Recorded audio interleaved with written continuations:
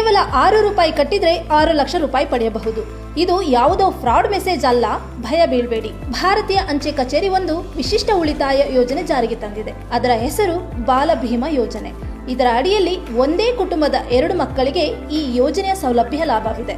ಇದರಲ್ಲಿ ದಿನಕ್ಕೆ 6 ರೂಪಾಯಿ ಕಟ್ಟಿದ್ರೆ ಮೆಚುರಿಟಿಯ ಕೊನೆಯಲ್ಲಿ 1 ಲಕ್ಷ ರೂಪಾಯಿ ಸಿಗುತ್ತೆ.